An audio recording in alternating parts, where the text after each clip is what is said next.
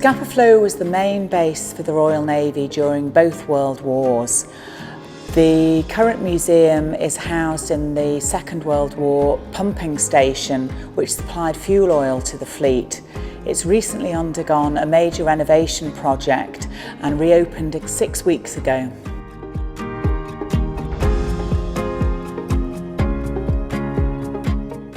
I manage the Scapa Flow Museum, the day-to-day running of it, talking to visitors and telling people about the amazing history of Scapa Flow. We're now in a climate-controlled 21st century museum environment.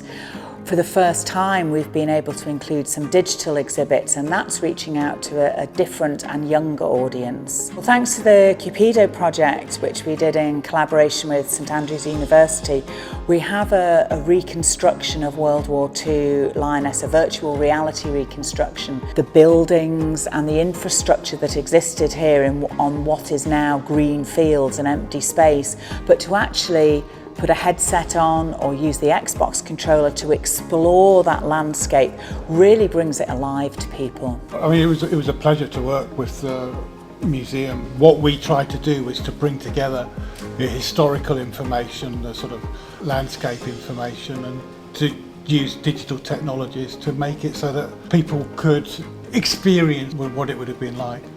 The visitor experience is enhanced because it provides to the visitor an immersive experience. They can imagine what the past was like in a lot more vivid way. And I think that if you travel to Orkney, you know, you really want, Scapa Flow really wants to have a high profile. And by taking this digital initiative, it can raise its profile in these sorts of ways. I think expectations have changed since we opened as a visitor centre in 1990.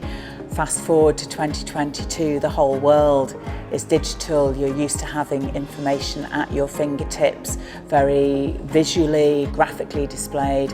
And to have exhibits of that type in the museum keeps it engaging and interesting and up to date.